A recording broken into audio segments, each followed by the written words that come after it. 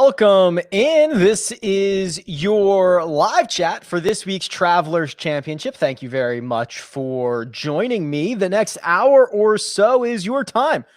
Going to take your questions, try to provide thoughtful answers to them. Anything Travelers Championship related or not. Note that this is not the only live chat today, not the only live chat for this week. 8:15 p.m. Eastern time this evening, Wednesday evening, will be the Jock Market Power Hour. That's Stock Market DFS. I'll talk about them more in just a little bit. And also Friday, the brand spanking new Cut Sweat show every Friday. Every single Friday. We're going to shoot for 5 p.m. Eastern on Friday. That is certainly subject to change because I want to be in there for the action as the cut is being decided. So tentatively scheduled for 5 p.m. on Friday, and I will update that if needed. It's a data-driven cut sweat show. How many 6 of 6 lineups you're getting through, how that's impacting your lineups, what guys you should be rooting for, what guys you should be rooting against, all that good stuff. Additionally, and finally, everything you see on this show is from my site, RickRunGood.com. You should subscribe. I don't think I like it. I know I like it. I think you will like it. Also, I have a hard out at 1 o'clock, so let's jump into this. Anthony says, better 3-man for single entry. Streelman, Wise, Scheffler, Cantlay, Harman, Steele. I would probably take Streelman, Wise, Scheffler. We're going to talk about Wise probably plenty. I can already see there are questions about Aaron Wise. As much as I like Cantlay, Harman's popularity, I understand, seems to be a little bit too much, and Steele has been good, not great recently, so I'd probably go with that one. Dan the man, welcome back, Dan. Rick, on a scale from 1 to 10, how warm are you on Seamus Power this week? I'm a 6. Yeah, I generally like the guy, right? Here we go. Let's just dive right into this. Let's not waste any more time. Seamus Power, who Monday qualified into this event, which when you Monday qualify, you have to be really, really sharp. He's been splitting time a little bit between the Korn Ferry and the PGA. Up here recently, a top 20 at the Palmetto, a top 10 at the Byron Nelson. Those are his last 2 starts. I watched him win here in Vegas. Or no, he didn't win, but he played well at the Korn Ferry event here in Vegas. At this point, that would have been like 2 months ago. I think he's in the stretch of pretty good golf right now, and that is evidenced by his Monday qualification into this event. Sid says, hey, Rick, Phil quietly gained in every strokes gained. In every tee to green category last week. Let's see. He would certainly be a pivot off of Keegan Bradley, which is the question that Sid is asking. Yeah, he did. Gain strokes off the tee, approach around the green, lost 4.6 putting. When's the last time he lost that many? It's been a while. Wow. Basically last year's U.S. Open. So U.S. Opens and Phil maybe do not go so hot. I've been on the record for the last couple of months kind of outlining how good Phil has been from tee to green and in the ball striking categories essentially since January. So yeah, I don't mind that one single bit. Keegan Bradley, as much as I love him, is going to be incredibly popular this week. What are your thoughts on guys whose last few starts were good but haven't played in 2 or 3 weeks? I'm a little less excited to play them than I want to be because we just haven't seen them. I wonder who we're talking about specifically here. Maybe Doc? Haven't seen him in a couple weeks. That's Cameron Tringale. Doc, I guess, would fit in that category, although we saw him finish runner-up at the Palmetto. Aaron Wise probably fits that category. I certainly think it is player-dependent here. 80s guy. We have no idea what they've been up to. We're not going to know what they've been up to. We don't know if they play well because they're well-rested or they're a little bit rusty. I'm not considering it. It rarely crosses my mind as a way to break ties or make decisions. So I'm not going to do much here. Evan says, hey, Rick, wouldn't this be a perfect setup for Jason Day? Or is he too big of a question mark to consider playing? Okay. Well, that's actually a pretty good segue, Evan, because I mentioned I have a hard out at 1 o'clock today because I have an interview lined up with someone who is playing this week. And I guess it was yesterday, we were able to talk with Jason Day. So that is going to come on the First Cut podcast. I think it's coming out on Friday. He was actually describing this low 3-wood shot that he really wants to be able to hit around TPC River Highlands. And he was struggling to find it. He was working really hard on it. And also that the fact that the greens out here are like a 13.5 on the stimp, absolutely lightning fast. I don't want to take too much from what I've heard from Jason Day, because it's always kind of hard to decipher what is just, in other sports, we call it coach speak, right? Where he's going to say the right things. I didn't get a ton of great confidence from that conversation, as nice as he was just about the state of his game for this week. I look at these two concerning categories. Strokes gained off the approach, he's lost in 4 of his last 5. Strokes gained putting, he's lost in 6 straight. At one time, the world's best putter. Injuries have kind of derailed that. We talk about that as well. So you could listen to the full interview on Friday. I root for Jason Day. I'm hopeful, but you know how I do this. I try to remove the narrative. I try to remove the feeling from it. I look at his metrics. I look at the stats. I look at the course, and I'm worried, Evan. I hope he proves me wrong. I hope he wins the golf tournament. Mike says, hey, Rick. Hey, Mike. Hit the like button. Oh, that's a good idea. Did we miss your big update? Are you leaning towards stars and scrubs? Would you build another model for us? Are you still happy with Bradley? Whoa. Mike, this is rapid fire.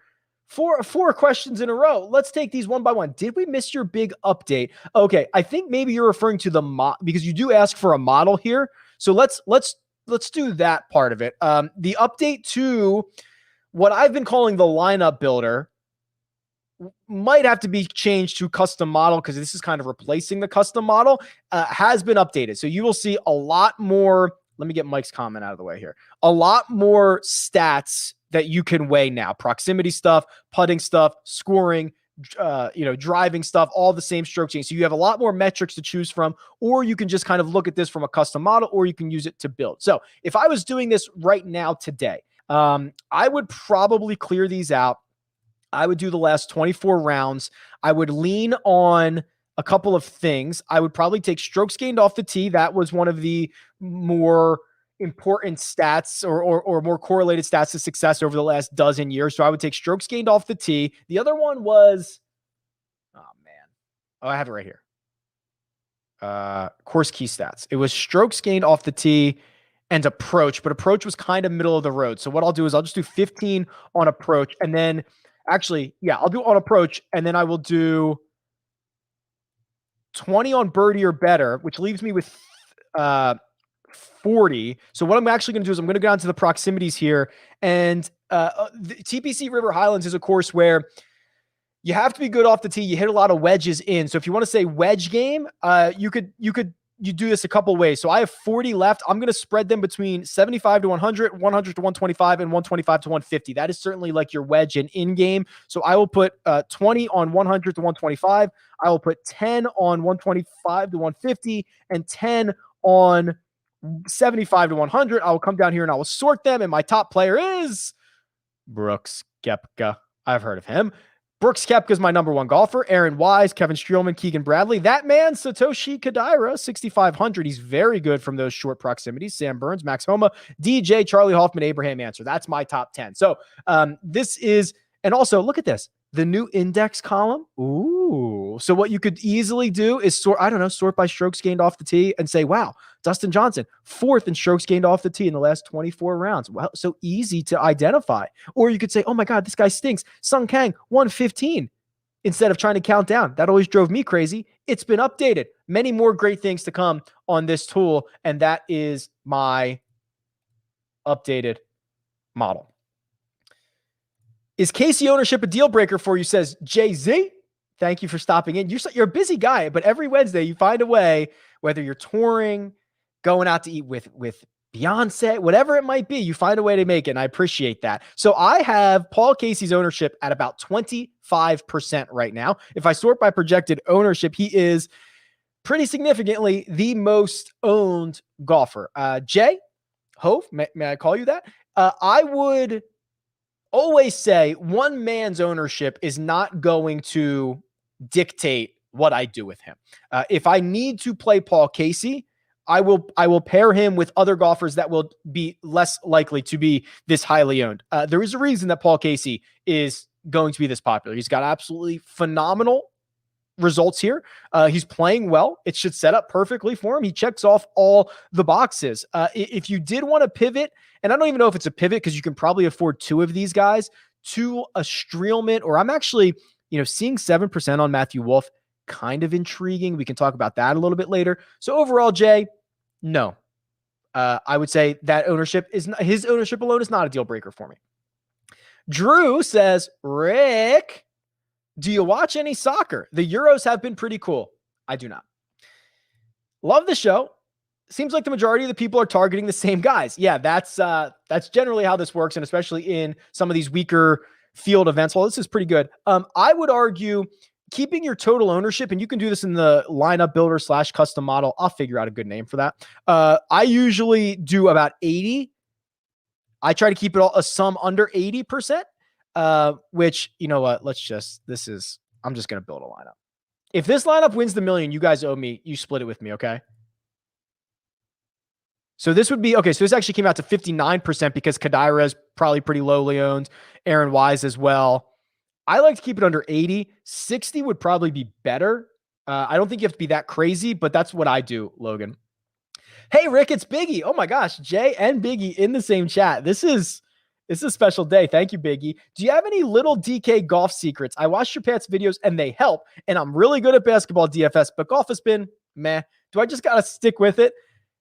Yes. Golf is very volatile. So just to be clear, golf is incredibly volatile. It's so many variables, and variables that a lot of guys themselves can't even control. And even if you hit a good shot, you might get a bad result. The other thing is, in basketball, it's very easy to correlate your lineup. You can pick guys from the same teams, where one guy passed it to another, you get an assist, you get a bucket as well. The other thing is, what games are generally going to be higher scoring because paces of teams.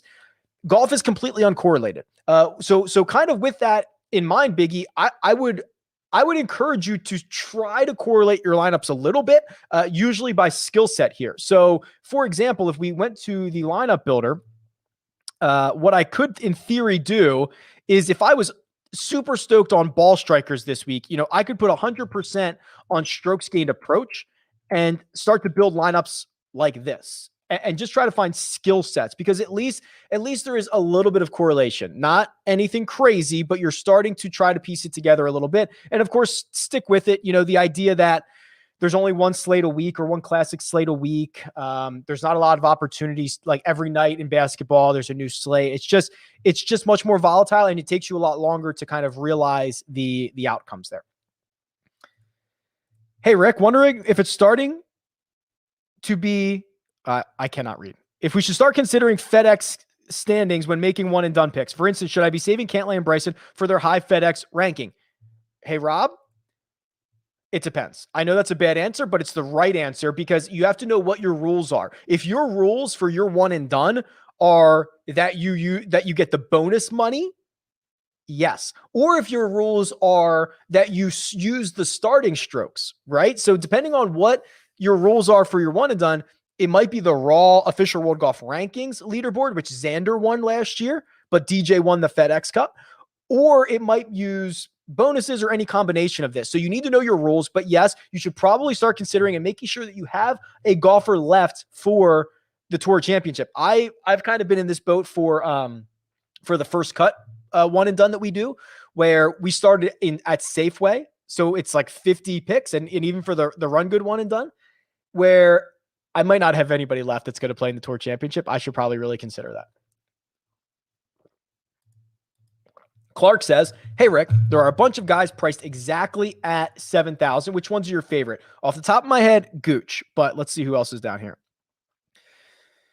Where's the old Gooch man? Here he is. He's right here. So 5 consecutive cuts made, 2 consecutive top 20s, better ball striker than a lot of these guys. I also wouldn't mind Pat Perez, who's played a lot better recently. And then I would probably go with, even Kyle Stanley's not bad, but the putter is horrendous. I'd probably rank them like that. Gooch, Perez, Stanley.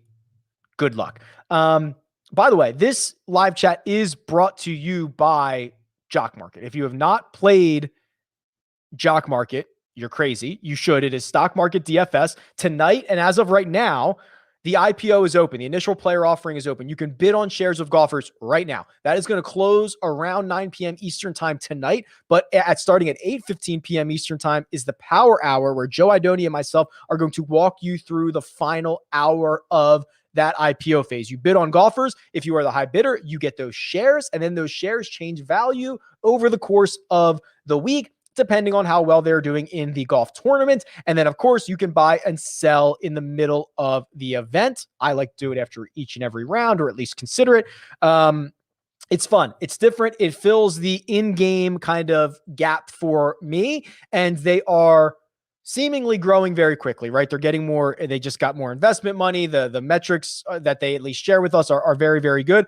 There's a deposit bonus if you use the code RICK, RICK, very easy, up to $50. So if you deposit any amount up to 50, they match it in full. They deposit it right away. You can go and buy shares with it. It's a ton of fun. If you look back at last week's data, so John Rahm sold for $11 in the IPO last week. He won. That gave him $25 a share. So you made $14 a share. Louis Oosthuizen sold for $7.35. He went to $20 a share. Harris English, big mover, sold for $4.23, went to $18 a share. So that's kind of a little bit of how this works. You can now download this data if you want to start messing around with it. It's all on my site, RickRunGood.com. Underneath free tools, it's right here. It says Jock Market.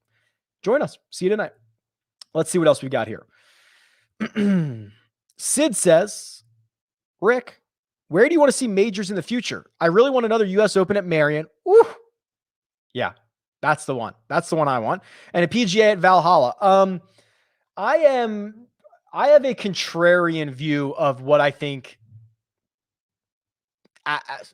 sports franchises and the PGA Tour should do. I think that they should go with smaller in-person crowds, more premium in-person crowds, and go to places that they've never done before. So it's my argument about bringing the Oakland Athletics to Las Vegas is Las Vegas already has a 10,000 seat stadium. Add seats in the outfield, make some premium suite type stuff, get 20,000 in there. The A's don't average a lot of fans anyway. Make it a more intimate setting. I think golf should do the same. If you have a smaller infrastructure and you don't have to get 50,000 people in a day, you can go anywhere. Go to Seminole. You can go to the Bandon courses. I mean, there are just so many courses we can't use because the infrastructure doesn't make sense for it. So in this world of streaming and technology, we got to be able to figure this out. We got to be better at it.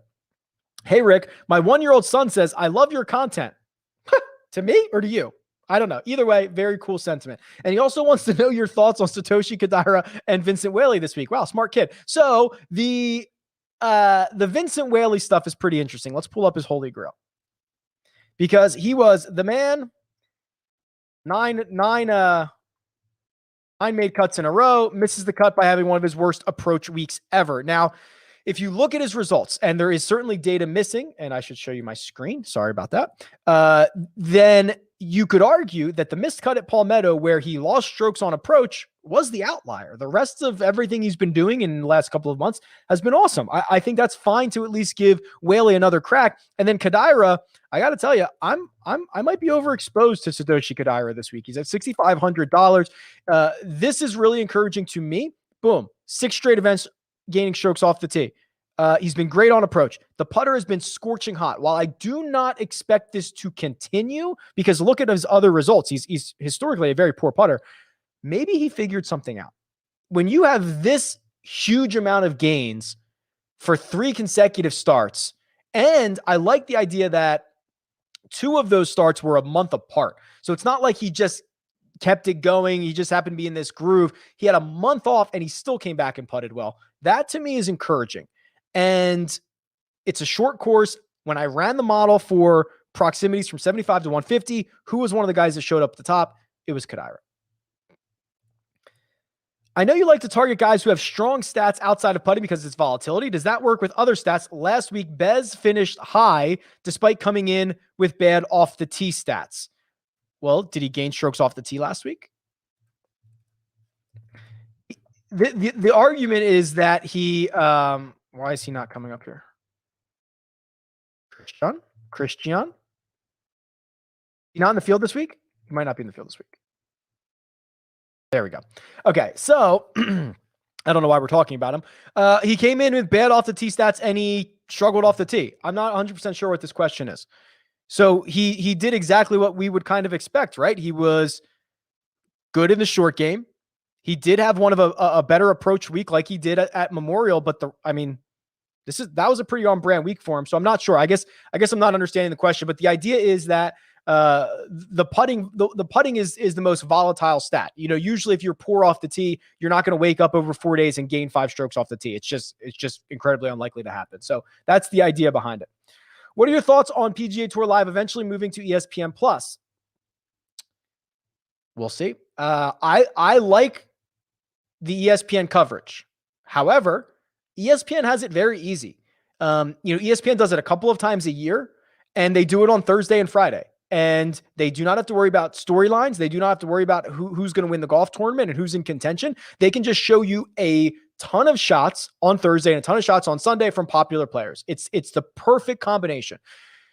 Now, if they're going to be asked to start following the action, if they're going to be asked to start doing storylines, or if they're going to be asked to just do featured groups and featured holes, I guess that is yet to be seen. From what I understand, they are going to try to embrace a little bit more of the gambling side of it. I've heard speculation that there will be separate gambling feeds for PGA Tour Live, or at least gambling-oriented feeds. We'll see. Hank, I think ESPN does a great job, but they're in a position to do a really easy job. I hope they can do it just as well when it gets more difficult.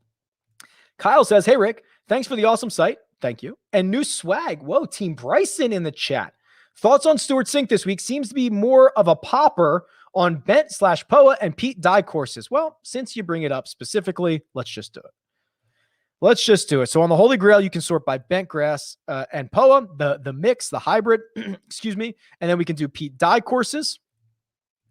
And we can sort by strokes gained total. Now, you got to remember, when we are filtering like this, there are not a lot. I guess we're going to have to do this individually, because the only Bent/POA and Pete Dye is TPC River Highlands. So let's do these separately. So we'll do Pete Dye. Patrick Cantlay, Adam Scott, Bryson DeChambeau, DJ, Siwoo Kim. Am I missing Stuart Sink somewhere?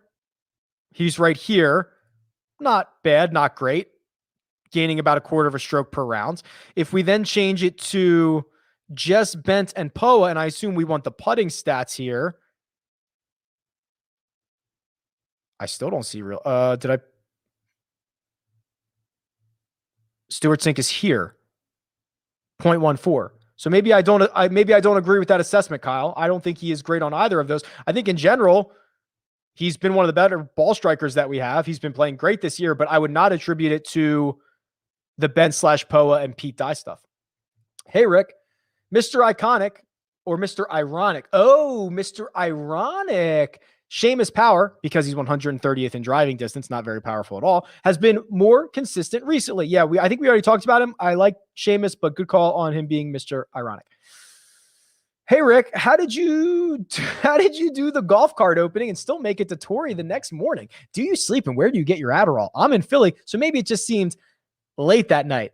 No, I do not sleep. I woke up early. I hopped a flight to Torrey Pines, and I got there on site at 7:30 a.m. And then I flew back like 6 a.m. the next morning. It was a very quick trip. I do not sleep, and it's fun. Is there a theme this week? Could be like, the theme is, it is your birthday. Birthday is the theme. Or naps, or television. I think this theme is anybody can win.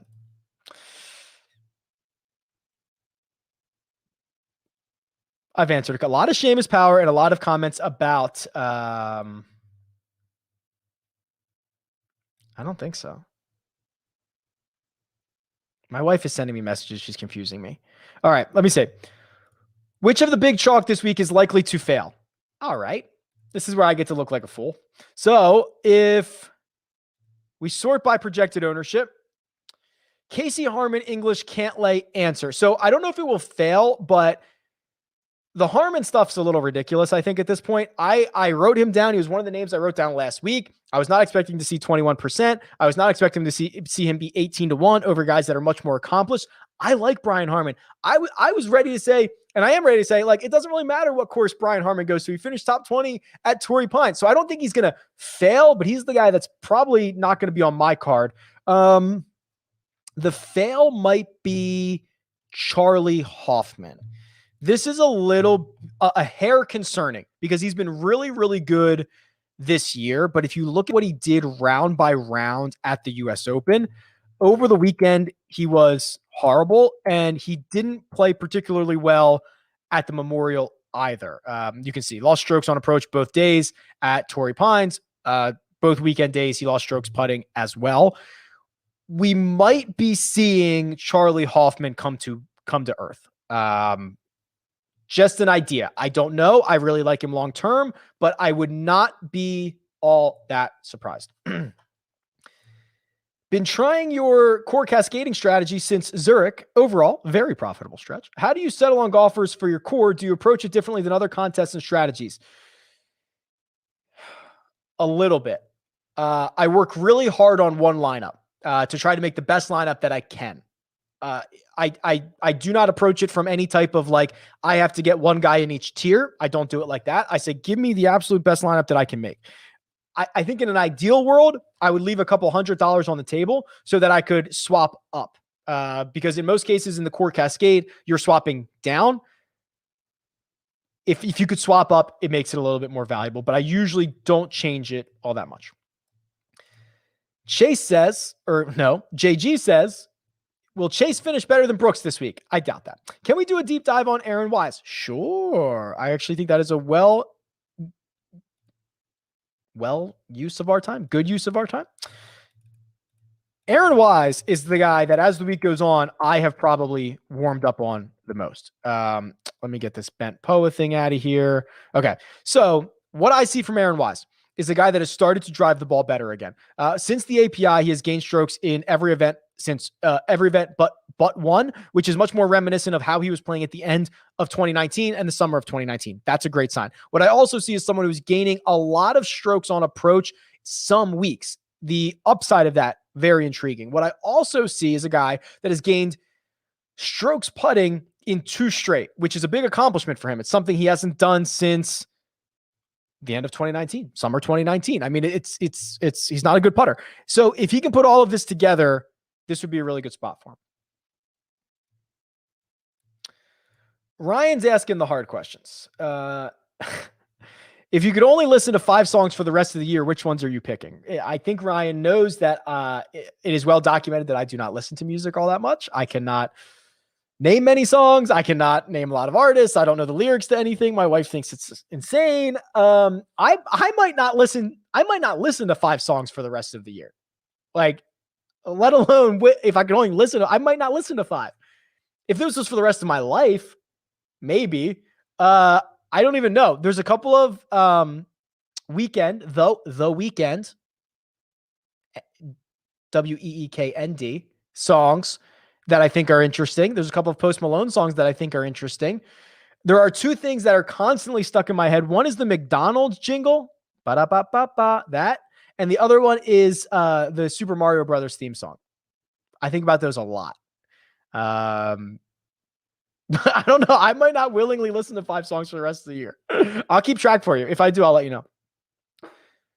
Will Gordon is impossible to figure out. Yup. But he was great here last year and great at Congaree last time out. Is that enough to play him with some confidence? Let's go look. Will Gordon, and maybe this was overblown because of how quickly he got that special temporary membership status.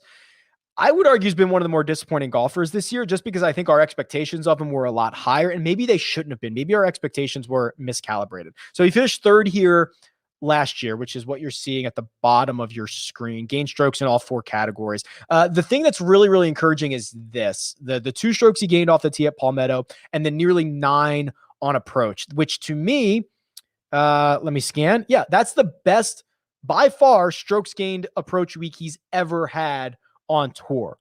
Is it likely he does it again? No. But did he find something that could keep him in this 5 or 6 or 7 strokes gained category? Maybe. So I am very, very, very cautiously optimistic here. Very cautiously optimistic. Rick, the man, the myth, the DFS legend. Question: in a larger field GPP, would you go with the Italian stallion Guido or the Gucci Mane? Let's get it this week. Whew. Okay. I really like the Gucci Mane. I mentioned it earlier. He's a flat 7,000. I thought he should have been closer to 7,700. He's underrated ball striker. His results have been good recently. I will go with the Gucci Mane. Talked about Vincent Whaley. Is Hank Lebioda Vincent Whaley light? Ooh. Amarin Hank, actual name Henry. Let's check. He's made 4 cuts in a row. I was expecting more than that. Sheer dog. He is pretty good from tee to green. Gain strokes, tee to green in all 4 of those. A hair reliant on the putter, if you ask me, but he can get the irons going at times. Yeah, I mean, what Vincent Whaley did was really impressive. 9 cuts in a row. All of them were between like 26th and 36th. So I'm not ready to call Hank Lebioda Vincent Whaley light, but it's not the worst play in the world. You think we could get KP and Mark into a boxing ring sometime would be better content than Floyd Mayweather and Jake Paul.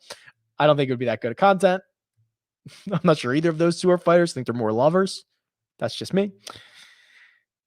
Myself included. Do not put me in the boxing ring. I will run around and cry.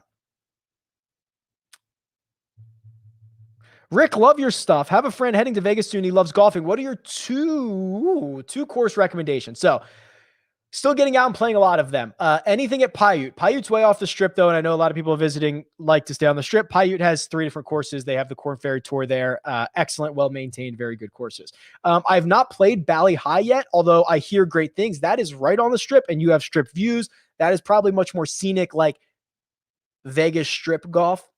And then Rio Seco, I think it's called, also very, very popular.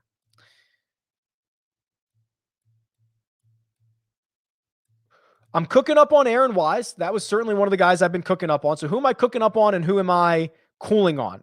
Aaron Wise, definitely. And probably Harmon is the guy that I've cooled on. I just can't believe the ownership. Didn't like his number in the outright market. Like the guy. I actually like him so much. I'm happy to play him in a week where he's 3% owned or 7% owned. He doesn't have to be 25% owned or anything like that. If Tyler Duncan wants to enter my pool, am I giving him the green light? Why are those in quotations? If Tyler Duncan wants to enter, what's the implication there? And pool. What? I don't get this, Steve. Tyler Duncan, let's look at him. I don't understand that quote. Why would you put those there? Let's look. Tyler Duncan. Oh boy. Oh boy. Do not let Tyler Duncan enter your pool. I mean, it's just ugly, right? I mean, he's lost strokes putting in every single event but one since 2021. His ball striking doesn't make up for it. Hit it well off the tee at Congaree. Didn't take advantage of it with the irons. I would not let Tyler Duncan enter my pool. A lot of Seamus Power questions, so I'm just going to skip those. Okay, let's look at Guido's metrics. I think I have him in here. I'm not sure I have him in here yet. The guys that don't have, okay, maybe I do. All right, so here we go. So US Open. Yeah, he was great. I mean, this is almost like the perfect look. Gain strokes off the tee, gain strokes on approach. He gained a little bit more than I would like around the greens, but he didn't putt well at all or put it to a small negative. So this is a very encouraging sign for Guido. I wasn't sure if I had it in here because sometimes like the guys that don't have full status, their data comes in differently. It's kind of wonky. So I didn't see, sometimes it takes a couple days. I love that Friday sweat show already. Thanks, Steve. That question I understand a lot more. It's not really a question. Thank you very much. I think it's going to get a lot better. I think I was a little bit nervous, trying to figure it out. There's a lot going on in the moment. It'll get better each and every week. Friday, tentatively 5 p.m. Eastern time. DeChambeau or DJ? If I had to bet one, I think it's Bryson. He played 4 holes poorly at the US Open. Very poorly, don't get me wrong. But he was also in the lead heading to the back 9 on Sunday. He is not historically, so I haven't shown this yet. This is something you guys could do, which I highly encourage you to, and I don't show this enough. There are so many tools and things that I don't show enough. So like if you go to Bryson's player profile and you click on approach, you can see his numbers from every single one of these proximities. So what you see makes a lot of sense. He is great from the longer proximities, 200 to 225, 225 to 250. But when you start going down to the closer ones, 50 to 125, he's 198th, 75 to 100, he's 208th, 50 to 75, he's 209th. All of that is very concerning to me, but he's got 3 straight top 10s here, and there's a chance he just destroys this course. The front 9, I don't have the scorecard handy. It's got a par 5, a drivable par 4 for him, and the 2 par 3s are over 200. He might shred the front 9. He might absolutely shred it. DJ, I just am not really sure where his game is at.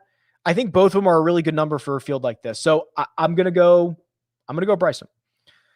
Thoughts on a hyper-balanced lineup, starting with someone like Wolf. Can we talk about Wolf or answer and not going lower?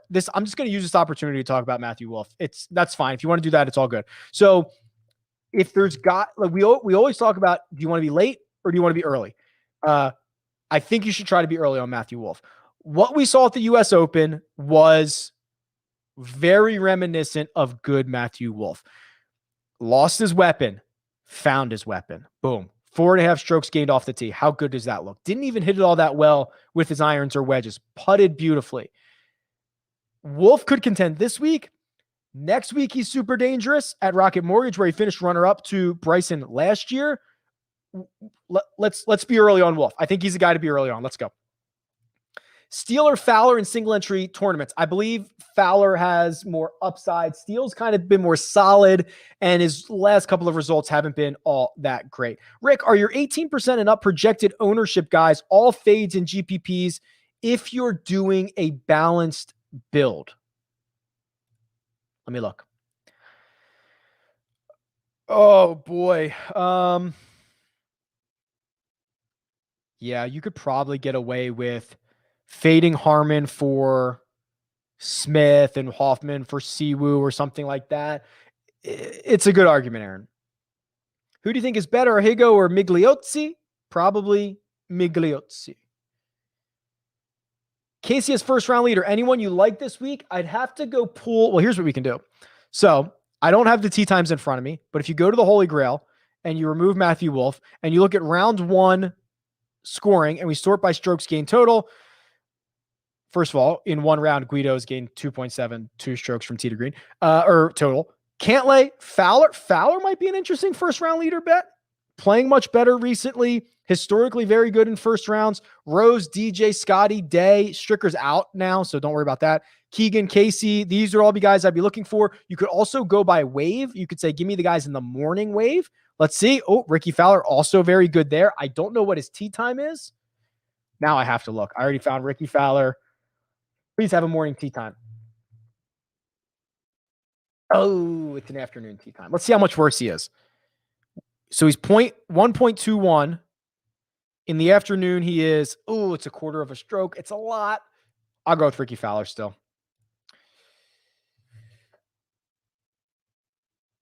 Let's play Seinfeld trivia when you come to West Palm Beach. Why don't you come to Vegas, Ian? What? When's my next trip to West Palm Beach? Can we do a deeper dive on Joseph Bramlett? I really like him as a low-owned pivot. Oh, it says let's play golf. We can play golf. We can play golf here too.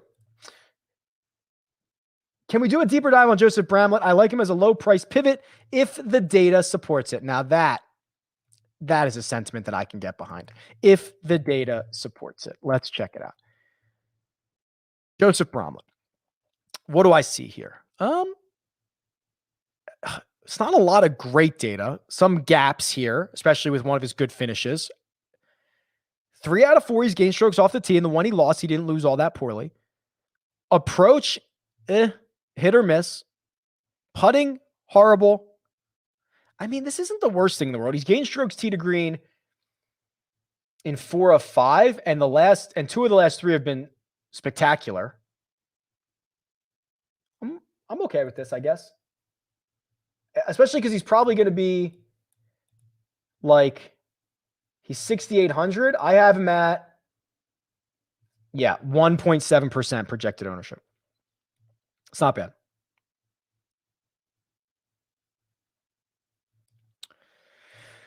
Nobody's talking about Cam Smith. Yeah, I actually agree with that sentiment. There were a couple of matchups. I bet a matchup that was Cam Smith over Russell Henley, because I thought there was kind of a perception versus reality issue. Cam Smith has missed 2 cuts in a row. It hasn't been great, but you can kind of write them off. The missed cut at the Memorial, he lost 2.4 strokes putting, which is something he rarely does. And then at the U.S. Open, Torrey Pines, where there is disaster lurking all over the place, he lost 5.8 strokes around the green, which I'm going to guess is his worst ever. It was.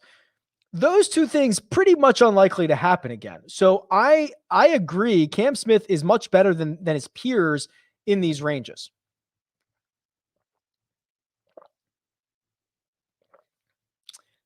Hey, Rick. Is there a way to categorize golfers off the tee performances on shorter courses? Sink is not accurate off the tee, but his gain strokes off the tee on shorter courses. I assume you're thinking like Hilton Head and stuff like that.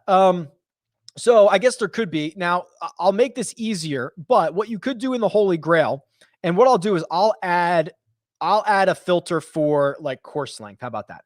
Just like I've done with green size. How about that? Remember that? Remember when that girl went on Dr. Drew and said that? So like green size, small, medium, and large. I'll do course length or something like that. But what you could do in the meantime is you could go by tournament here, and just off the top of my head, hold control. So Pebble Beach, Hilton Head, so that would be RBC, Heritage. I'm just doing this off the top of my head. But what you could do is you could go through these and you could click through the courses or the events that you want. You could sort by strokes gained off the tee, and you could see the guys that gain in those categories. And I'm not even showing my screen, which was really stupid. Here you go. This is the Holy Grail.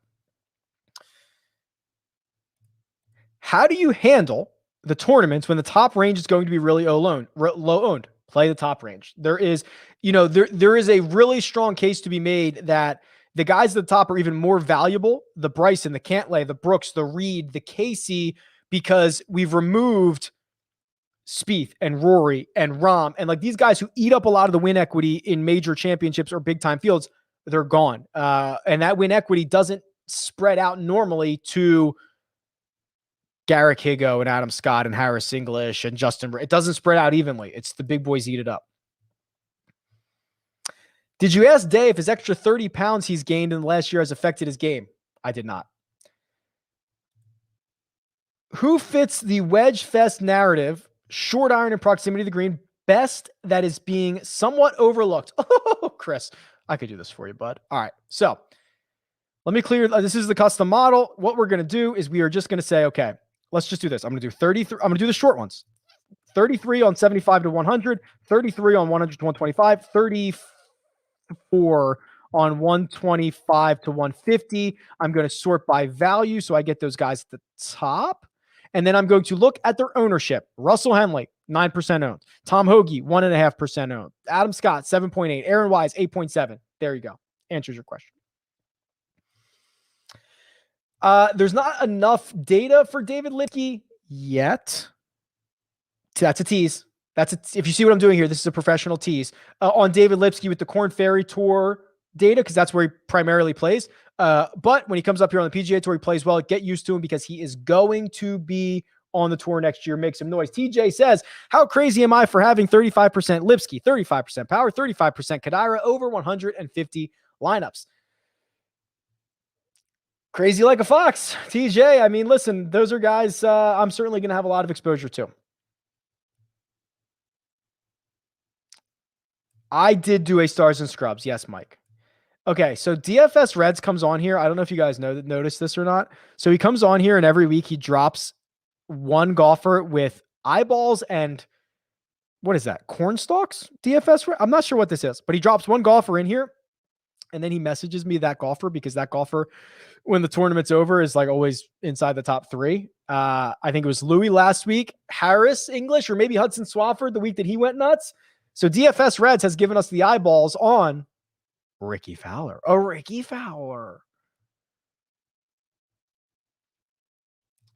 Can you justify Matthew Wolf's $2,000 bump when he finished worse than English, who was playing better and only bumped up by 1? So the bump on Wolf is because odds makers aren't going to get burned on him, right? So they moved him from like 225 to 35 to 1 or something like that. I do think English is undervalued, but it is okay to, I think, like both of these guys, because if what we saw from Wolf last week and what we saw, if that is what he was like in 2020 and what we saw in 2020, he's still too cheap, right? We're just trying to be early, I think. There's a chance it backfires, but if he's back, if he's doing what he did last summer, he should be $10,000 in this field. I've got 15 minutes to go. I mentioned I do have a hard stop. Got a PGA Tour Pro on the line later for some interview stuff. So I've answered a lot of these questions that I'm scrolling through, and I'm going to try to go a little bit faster here. Do you like English or Bradley to finish out a lineup with $8,200 left? I like both of those guys a lot. I think if you want to try to be a little bit different, you should go with Harris English. Keegan Bradley seeming to be very, very popular. One and done, 5 weeks left. Still have DJ, Xander, Brooks, Rory, Webb, Finau. Wow. Should I look to play them or pivot to guys like Scheffler or Answer? Well, if you only have 5 weeks left, you're not going to be able to use those guys. Like you should probably just use DJ now, because Xander will play, and then you can use one of them for the Open Championship. You could use Rory. I'm trying to think of the schedule. John Deere. Who's going to play the John Deere? Finau-ish? Will Finau play the week before? I don't know. I'd have to look at the schedules, but you should be burning those guys now. A lot of questions about Guido. Rewind.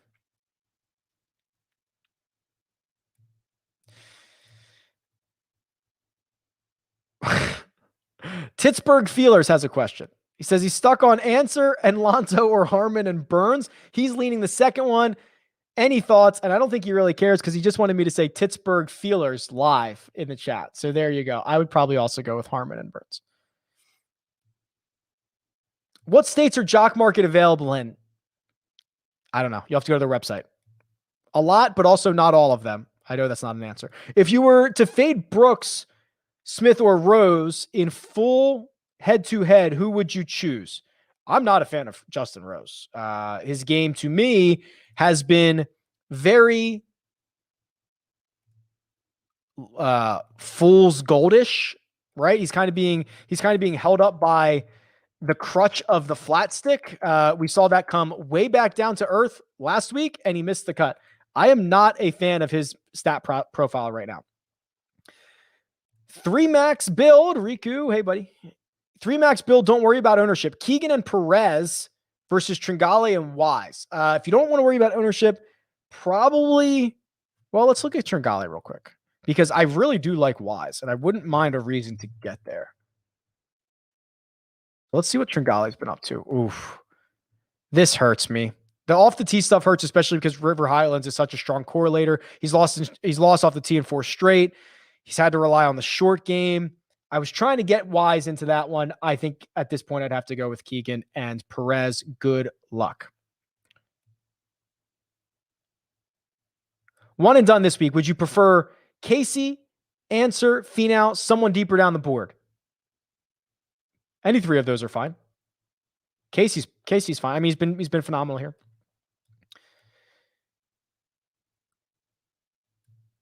Oh, Joe says, is there data on each DraftKings prices and percentage of which they finish? Trying to figure out if there's a pricing formula in building. I can get this for you. You could always go to, so there's a couple of tools that might help with this. The Holy Grail has fantasy scoring, so you can see kind of where these guys tend to finish. You could look at the data and go that way. There's also something called a value matrix, which you could, it's actually free. I'll let that load real quick because it's a lot of data that pours into it. And that's actually not true. This is not about to be retired. I'll have to look into that. So you can come in here and you can sort by salary ranges, guys, when they were in those salary ranges and what they ended up returning. That might get you close, Joe. Thoughts on RBC Heritage comp course? Yeah, it's not the worst. I mean, listen, it's got kind of natural landing areas off the tee. You could argue TPC River Highlands has the same. A lot of guys can win it. It's, the wind's a lot different there. Bryson, Casey, or English in one and done. I will tell you in the big, maybe I shouldn't say this. I guess it doesn't matter. In the big like $1,000 one and done that I'm in, and a lot of other one and dones I'm in, I played Bryson. I didn't think there was any reason to save him anymore. I thought if you get an opportunity where only 19% of the field has Bryson left, and you can get a favorite, and he might just destroy the field, you got to go with it. We don't have that many weeks left. Some names that are not getting talked about. Aaron Wise, I believe, is certainly one of them. Cameron Smith, I believe, is certainly one of them. I don't know how much Siwoo's getting talked about. He's got the great, Pete Dye type thing going. I'm trying to just look at ownership and see. What's Kadira's ownership going to be, by the way? What? 2.5%? I'll take the over on that. I'll cause it to be more than that. Yeah. Wise and Smith, I think, are the answers. Congrats. You finally talked me into Jock Market. Ooh, that Sheer Dog is in here every single week. It took you like 40 weeks. Thanks, Sheer Dog. Where the heck do you enter the Rick code in the app? I think it's on the deposit page. You might have to click a little button that says have a promo code or something like that. I'm not positive. Email those guys. And also, they might be able to apply it. If you really can't figure it out and you need to deposit, I think sometimes they can retroactively deposit. So look into that. A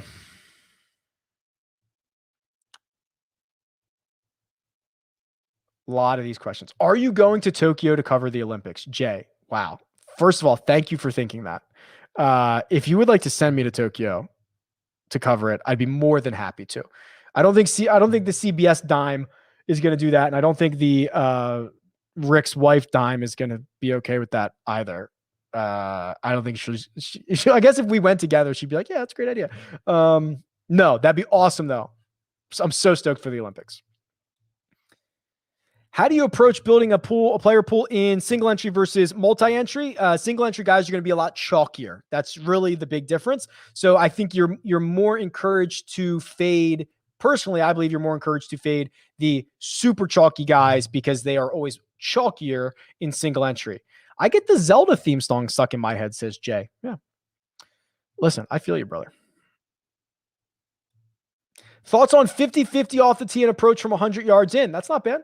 So, I mean, let's just do that real quick. I mean, I wish I did not have this hard stop because I could field these questions all day.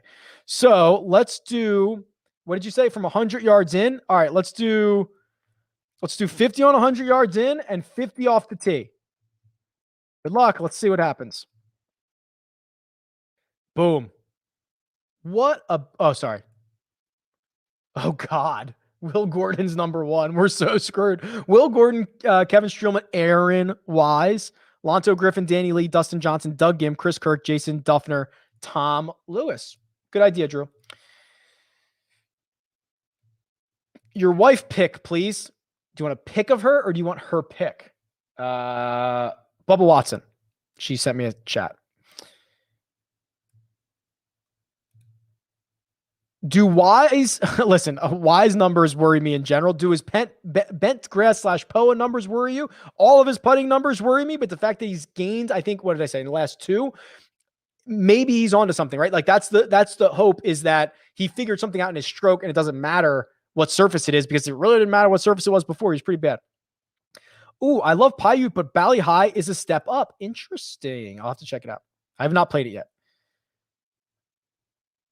I'm not as excited about John Pock. I mean, I am in general, like long-term, but he lost like 9 strokes on approach at Palmetto. Might take him a bit of time to mature and grow into the pro game. I'm a little bit worried.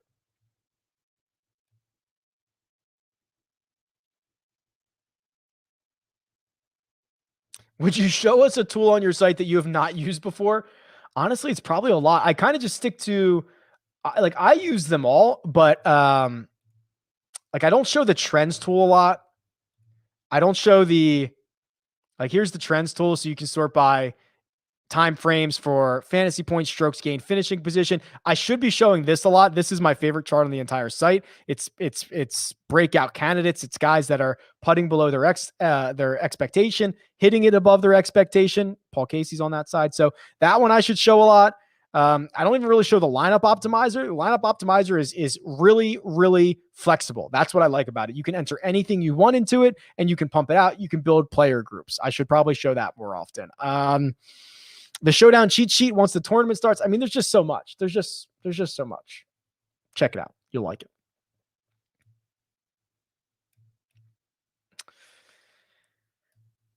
Does English tend to peak or have sustained run when playing well? Yeah, go back and look at his 2020. The guy was insane. Oh, now I've got too many tabs open. Let's try this. Harris English. His do you realize he finished 7th in strokes gained total in 2020? 7th out of everybody on tour. Arguably, that means he's the 7th best player in 2020. Look at this really good, consistent stretch of golf here. I mean, he generally, or what we saw last year, he plays well. Rick, when you interview Bryson at 1, are you going to ask him about speaking to Brooks's caddy instead of him? If I were interviewing Bryson at 1, I would have to ask him about that. There is 0 chance they would let me get anywhere near Bryson DeChambeau. Let's talk Gooch. Rewind. I've done that. I got 5 minutes. Let me go here. Guido or Steele? Man, probably Guido at this point. I just think Steele we might be running out of steam on. These last couple of made cuts weren't great. Just missed the cut. We might have something special with Guido. I don't know yet, right? There's not a lot of information. We might have something special. So I think we have to at least take the chance on that. He's a good time to try to be early on. Who wins in a steel cage match? Brothers Koepka versus Brothers Ortiz and Sergio or Keegan. How many people are in this steel cage? Brothers Koepka, that's Chase and Brooks, right? Brothers Ortiz, Carlos, and who's the other one? Who? And Sergio or Keegan? I have no... What cage match are you promoting? This is a strange one. Pittsburgh Feeler says, anyone that doesn't have a sub to Rick Run Good should do it. Go play with the tools and all the data. Lots of excellent stuff. Showdown stuff is good. Thank you. I appreciate that. Why don't any of you guys review your picks from last week? I'm thinking because of time. Also, you shouldn't take picks from anybody. You shouldn't take my picks, right? Like, here's the research, here's the data, go make your own decisions. So I never felt it necessary to do like lineup reviews because you shouldn't be following me or anyone. You should make your own decisions. So that's why I don't necessarily do it. And when I used to do it in the past, nobody really cared. Everyone was looking forward to the next week, and it wasn't well received. Deep dive. I think I'm at the end of the question, so I got a couple more minutes here. Deep dive on Neiman and or Adam Scott. All right, fine. Let's do Neiman. I actually think I'm pretty bullish on Neiman. What I said about him last week was I was worried about his around the green play, and I think I was proven right to be worried about that because now 5 straight events, he has lost strokes around the green. The argument this week, Adam, is if you're leaning on that to get up and down, you're done anyway.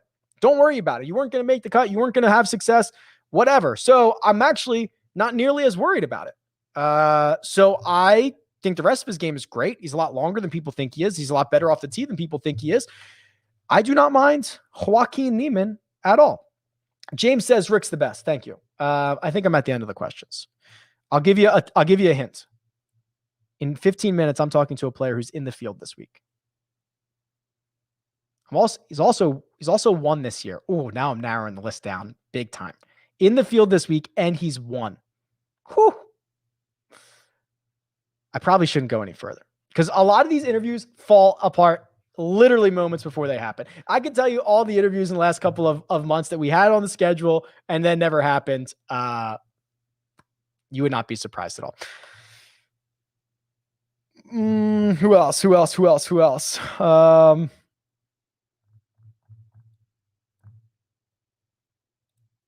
No, it is not Morikawa. Morikawa's not in this field. No, it is not Sam Burns. All right, I'm done. I'm not going to do it. These things fall apart so quickly. I'm not going to do it. Here's what we're going to do. Hit the like button on your way out. I really appreciate it. You guys are the best. This is my favorite hour of the week. There is another hour tonight, 8:15 p.m. Eastern time, Jock Market Power Hour, Rick Run Good YouTube channel. And then Friday, please, here's what I ask of you. And I don't ask that much, I don't think. Friday's cut sweat show. I want to do it every single week. The only way it makes sense to do it every single week is if people show up and enjoy it. If you enjoy it, if you want to be interactive, if you want to tell me who's in your lineups and what we can sweat, I'm happy to do that. I want to make that show a success, big time.